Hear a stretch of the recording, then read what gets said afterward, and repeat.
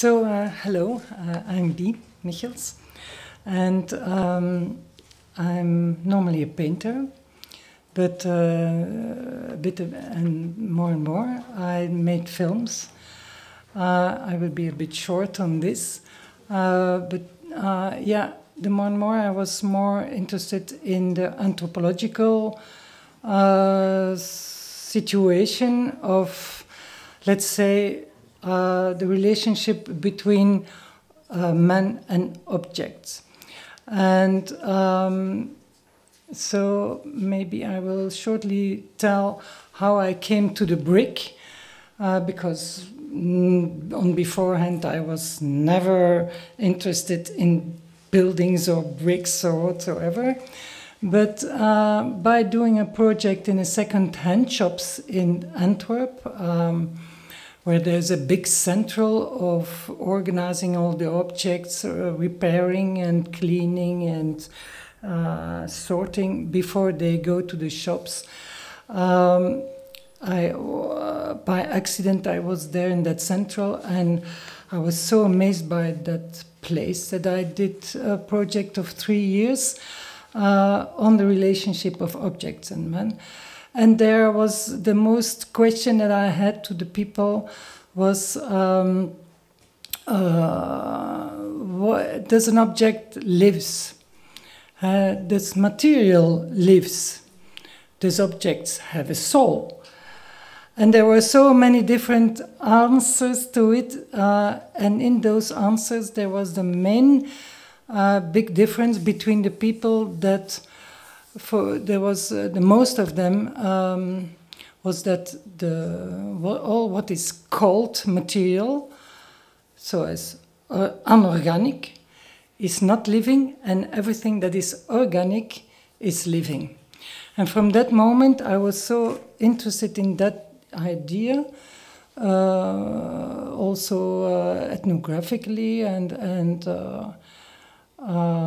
yes, as I'm born in Africa, I always was very interested in African cultures.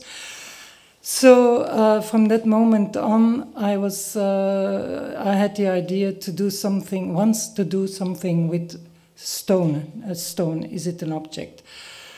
And in what sense is it an object? And suddenly I was just visiting my brother in Madagascar, and there I saw the brick site, as you saw, and I felt immediately in love. And from then on, I worked 3 years on the bricks in Madagascar. And for 3 years, I was obsessed by bricks.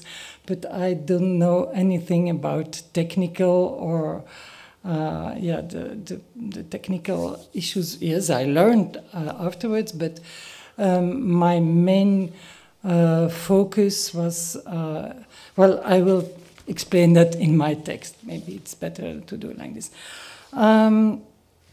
So Marta asked me here and Kati to come here in these conversations, and I asked to Marta about what I have to speak, and she proposed me how it was possible from the brick and its production to understand something about cultural context, territory, and social context in Antananarivo, the capital of Madagascar.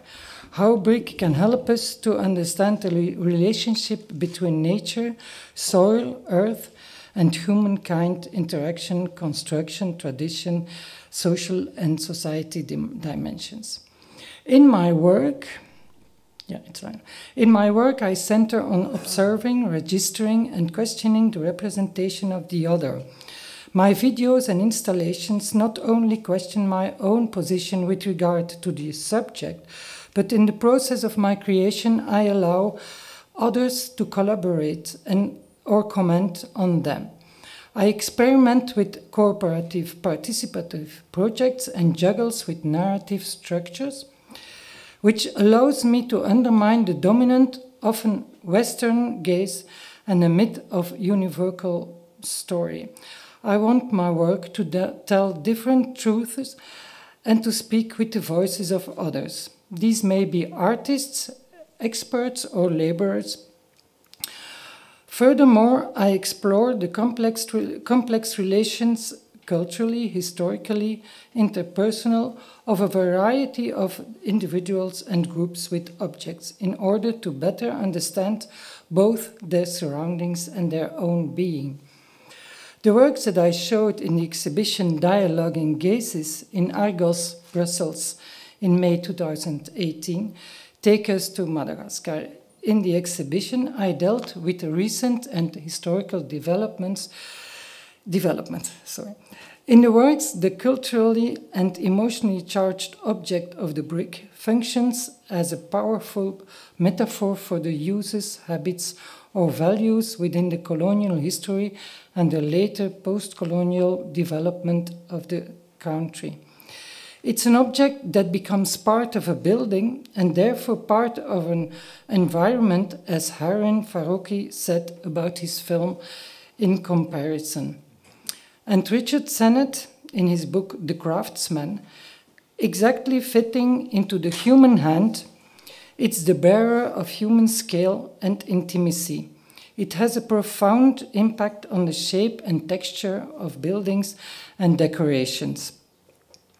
In my opinion, the brick is a universal object, simultaneously historical and contemporary. It's an accessible yet layered starting point to approach different cultures in their complexity. For me, intercultural exchange is the only way of dealing with the world and its changes. As an overture to the exhibition, I created a sculpture with bricks.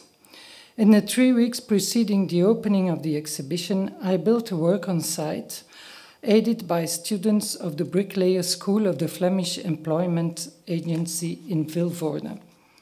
Circular construction versus human body, referring to Toshikatsu Endo, incorporates various types of brickware bonds, namely header bond, stretcher bond, Old English cross bond or Dutch bond, Flemish bond, monk bond from Norway, and the course of soldiers. These refer to different cultures and traditions. In this respect, too, the construction is characterized by different personal contributions.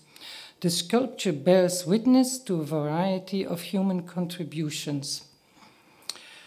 The work is installed near the entrance of the exhibition and leaves precisely sufficient space to allow the visitor to walk completely around it. While the work is the result of an intense cooperation and embraces diversity, its robustness also radiates a certain threat, a double meaning. The sculpture can also be seen as an obstruction. As the title indicates, with this collaborative project, I refer formally to the work of Toshikatsu Endo. In the 1970s, this influential Japanese artist started to create monumental sculptures and installations with natural materials, such as wood, earth, fire, and water. Often his work are huge cylindrical constructions that refer to old rituals, influenced by both Western minimalism and Eastern Zen philosophy. He, like myself, wants to stimulate the imagination of the public or the participants and aspires to strengthen the collective identity. The 485-kilometer-long Ikopa River passes through Antananarivo, the capital of Madagascar. In the middle of the wide river, there's what looks like a miniature town, right in the middle of the metropolis. Here, on a manufacturing site called La Digue, the inhabitants use the river mud to make bricks. Elsewhere in the city and in the countryside, there are similar sites. Often the production line from soil to house is a direct one. Digging the clay on site, molding the bricks and drying them in the sun, firing them in field kilns, stupa-like constructions, and building houses directly with them. it is a process that can be encountered both in the middle of the town and in the highlands. I was right away fascinated by this miniature town, by the ways the piles of bricks constitute idiosyncratic structures and carry their own architecture in them. It seemed to me a fictitious world of non-identifiable settlements and strange architectural shapes. As an artist, I wanted to capture these places and the people around them, especially La Digue. However, when I picked up the camera, I felt like adopting an aggressive position. The camera seemed like a sort of weapon that captured, even stole the life of these laborers. What ethical question arises when a non-local artist presents herself in a post-colonial context as a visual anthropologist? The only answer possible to me was an interactive and intercultural art project. To that purpose, the project is being supported by Petra van Brabant and her research group Art and Narrativity from the St. Lucas School of Arts in Antwerp. The choice for a three-channel video shows symbolically the three various stages of my research and the cooperative process, as there were the contributions of the local laborers, the Madagascan artists, and the Madagascan anthropologist Rafulu Andriana Ivo Arrivoni. As the project had to speak about dialogue, I had also to show the space I created myself by being there as a fourth layer. So I sometimes appear on screen myself, asking questions to the laborers, piling up stones, or my hands that feel the freshly dug clay. Above all, the contributions of the several artists was important to create a situation of interaction.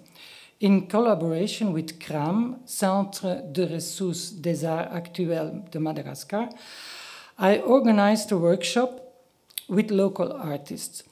Interaction with artists was a good start in how to look. The workshop took place at the site of the brick production. The objective was, through improvisations, by piling up bricks in several constructions and by physical interaction with those constructions, and this is later on in an exhibition we did afterward, with those constructions, to arrive at personal meanings and stories, reflections on the brick and society. Doing the workshop on the brick site opened the door to easier contact with the brick workers. They saw me not as an intruder anymore, and they told me about their craft, economy, and land distribution. Beside the image of the town and nature surrounding the site, the narrative of the Madagascan anthropologist functions as a binding element. He tells about the relationship of the people to the earth, about the importance of clay and other natural materials then and now, about the traditions that partly are still prevalent about architecture, bonding of bricklaying, and symbolic spatial planning. The bond with the land and classes, stones and canonizations. He explains that at the end of the 19th century, Queen Ranavalona II allowed the use of stone for constructions for the living. Before that, there used to be a rule that said houses had to be built with warm materials, such as wood and vegetable matters.